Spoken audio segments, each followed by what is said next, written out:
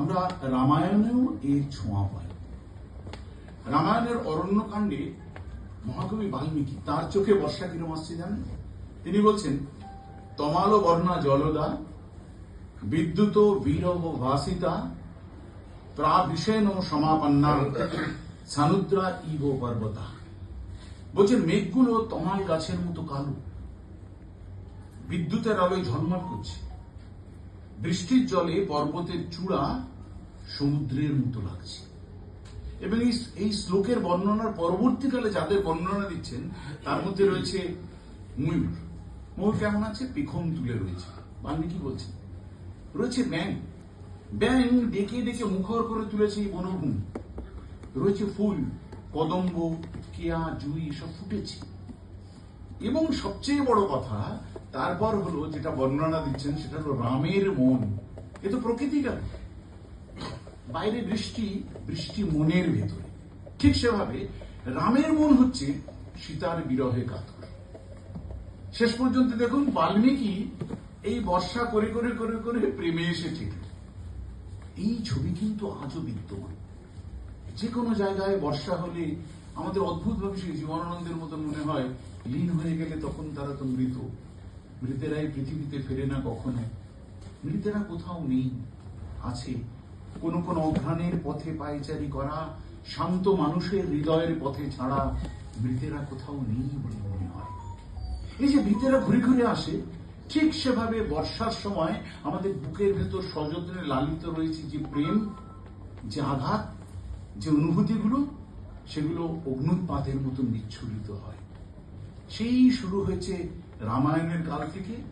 আজও গতকাল যে কবিতা লিখেছে যে ছেলেটি বর্ষা নিয়ে, সেখানে এসে ঠেকেছে এই বর্ষার স্রোত। কিষ্কিন্ধা কাণ্ডে যখন সুগ্রীবের কাছে রামচন্দ্র বলছে যে চলো সীতাকে উদ্ধার করি, সুগ্রীব বললে যে দাঁড়াও, 4 মাস বর্ষাকাল, অপেক্ষা করো 4 মাস। এই যে 4 মাসের অপেক্ষা, এই অপেক্ষা শুধু অপেক্ষা নয়, এই অপেক্ষার সঙ্গে যুক্ত রয়েছে রামের বিরহ ব্যথা সীতার জন্য। দেখুন সেই ঘুরে ফিরে আমরা বিরহে এসে দাঁড়িয়েছি। এ তো গেল রামায়ণের কথা। ব্যাসদেবও কেমন ছোঁয়া দেখুন। ব্যাসদেব মহাভারতেও বলছে কিরকম বনপর্ব। বনপর্বে ছিল যখন 12 বছর ছিল, 12 বছর বনপর্বে 12টা বর্ষাকাল এসেছে। 12টা বর্ষাকালে কি করতো যুধিষ্ঠির? 12টা বর্ষাকালে তারা মুনি ঋষিদের কাছে জ্ঞান আহরণ করতে যেত আর অপেক্ষা করত বৃষ্টি কখন শেষ হবে। তার মানে তাদের এই বনপর্বে বর্ষাকালটা আসতো অপেক্ষার হাত ধরে। বর্ষা মানে কষ্ট, বর্ষা মানে ধৈর্য, এবং বর্ষা মানে জ্ঞান অর্জন ছিল ব্যাসদেবের বর্ষাতে। চর্যাপদে 1000 থেকে 1200 খ্রিস্টাব্দের চর্যাপদে যে সমস্ত পদকর্তারা এসেছেন আমাদের মধ্যে, বৌদ্ধ সহজিয়া সাধকেরা, তাদের কাছে বর্ষা মানে কিন্তু বর্ষা নয়। বর্ষা মানে হলো সাধনার অবস্থা। এই সময়টা তারা সাধনা করত, ঈশ্বর ভাবনায় ডুবে যেত। বর্ষা মানে তারা কোনোদিন বৃষ্টি দেখেনি তাদের লেখালেখি। তারা বর্ষা মানে সবসময় বর্ণনা করেছে মনের অবস্থা এবং গুরুর কৃপা। বর্ষাটা এসছে বলেই তো এই সাধনা করতে পারছে একান্তে নিভৃতে। তারা মনে করতে এটা আশীর্বাদ। এই বর্ষাতে তারা জ্ঞানের ভেতরে ঢুকতে পারছে, অন্য কাজকর্ম স্থগিত। বারে বারে পদকর্তারা এই ছবিটা তুলেছেন তাদের চর্যাপদে। সরহপাদ তার 10 নম্বর পংক্তিতে বলছে, বাহিরে বট্টল তারুয়া পাঞ্চ বিয়ালি তরুণী সওয়াল অঙ্গে বাহু বলি। বাইরে বটগাছে 5টা ডাল রয়েছে, তরুণী নারী তার সব অঙ্গে বাহু জড়িয়েছে। আপাত দেখলে মনে হবে তরুণীর কথা বলা হচ্ছে, আপাত দেখলে মনে হবে গাছের ডালের কথা বলা হচ্ছে, কিন্তু আসলে বলা হচ্ছে তরুণী মানে হলো বর্ষার জল। এবং গুরুর কৃপা বর্ষার জলের মতন ওই যে তরুণীকে ঘিরে রয়েছে, গুরুর কৃপা তাকে ঘিরে রয়েছে। কৃপা, এই বর্ষা কৃপাতে ট্রান্সফার হয়ে গেল চর্যাপদে। এখানে বর্ষা মানে ওই প্রথম যে লাইনটা বলেছিলাম, বাইরে বৃষ্টি, বৃষ্টি মনের ভেতরে। চর্যাপদে প্রত্যেক পদকর্তা বর্ষাকে দেখেছে ভেতরের বর্ষা হিসেবে, বাইরে। বৈষ্ণব পদাবলিতে জানেন আপনারা বর্ষার একেবারে সাংঘাতিক ব্যাপার।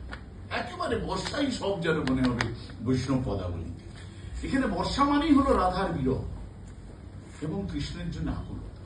বিরহ এবং আকুলতা পাকে পাকে জড়িয়ে রয়েছে বর্ষার সাথে বৈষ্ণব পদাবলিতে। বিদ্যাপতি বলছে আপনাদের প্রত্যেকের মুখস্থ এই পদ, সখী হে ভরা ভাদর মাহ ভাদর শূন্য মন্দির মোর, ঝাঁপে বরিশে নয়ন হাম নদী আঁখি দূর। ভরা বর্ষা, ভাদর মাস, কিন্তু সবচেয়ে বড় কথা হলো আমার ঘর ফাঁকা। আমার ঘর ফাঁকা রয়েছে, মোস্ট ইম্পর্টেন্ট জায়গা। তুমি নেই, চোখ দিয়ে বৃষ্টির মতো জল পড়ছে। শূন্য মন্দির মোর, মানে আমার ঘর ফাঁকা, তুমি নেই বলে পুরোটাই শূন্য আমার কাছে। এবং অভিসার পথ সবসময় বলছে ঝড় বৃষ্টি মাথা নিয়ে যে রাধাকৃষ্ণের দেখা করতে যাওয়া সম্পূর্ণটা অভিসার পদে আছে এই বৈষ্ণব পদকর্তাদের। জ্ঞানদাস একটা জায়গায় বলছেন, ঝাঁপে বরিশে বাড়ি সখী যাও নিবারি, কদম্বের তলে বাজে বাঁশরি, ডাকে ডাহুকি ঝিল্লি ঝঞ্ঝারি, অন্ধকার পথে কেমনে যাবি সখী। বুঝতেই পারছেন যে এই বর্ষার ভিতরে কি করে রাধা যাবে, প্রবলেম। রাধা কি করে মিলবে কৃষ্ণের সাথে, চরণে চরণে তার বর্ণনা রয়েছে এই বর্ষা। কিভাবে বর্ষা গ্রাস করছে একের পর এক ক্রমাগত কবিদের, এটা লক্ষ্য করব। আমরা অনেক পরে মধুসূদনের পরে পেয়েছি রবীন্দ্রনাথকে, কিন্তু এই যে মধুসূদন সারাক্ষণ লড়াইয়ের কথা, সংগ্রামের কথা বলছেন, সেখানেও মধুসূদন একটা জায়গা অসম্ভব সুন্দর বলছেন বীরাঙ্গনা কাব্যে, যে জায়গাটা রাধা কৃষ্ণের কথা বলছেন। সেখানে বলছেন, শূন্য মন্দির মোর শূন্য ভুবন। ভুবন শব্দটা বুঝবেন, মন্দির মানে ঘর, আমার ঘর শূন্য মানে আমার ভুবন শূন্য। কেন ভুবন শূন্য? বলছে বর্ষা যামিনী প্রিয় কাঁদে গিয়ে পাড়া।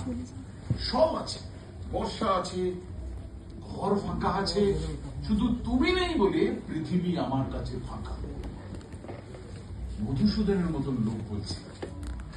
আর শেষ যে লোকটির কথা বলবো তিনি রবীন্দ্রনাথ। তিনি বর্ষাকে বর্ষা ভাবেই দেখেছেন, আপনারা দেখেছেন। সোনার তৈরিতে বলেছেন, গগনে গরজে মেঘ ঘন বর্ষা, কুলে একা বসে আছি নাহি ভরসা। নীল নবগণে আষাঢ় গগনতেও বলেছেন। এই বর্ষাটা হলো মূলত রবীন্দ্রনাথের কাছে বিশ্ব প্রকৃতি, বিশ্ব প্রকৃতির বর্ষা। আর তাকে ঘিরে যে লোকগুলো ছিল, কুমুদরঞ্জন মল্লিক, নজরুল, এইসব লোকের কাছে এই বর্ষাটা নেমে এসেছে মাঠে ঘাটে এবং বিদ্রোহে। আর আমরা সেই ফিরে যাই ওই লোকটির কাছে, কালিদাসের কাছে, আষাঢ়স্য প্রথম দিবসে মেঘমা সৃষ্ট সামনে। একটা মানুষ একটা পটভূমি রচনা করে দিয়েছে যে তোমাকে একটা জল ভরা মেঘ দিলাম, বাঙালি কবি স্টার্ট করো তোমার কাব্য ভাষা। শুরু করুক রামকিশোর ভট্টাচার্য।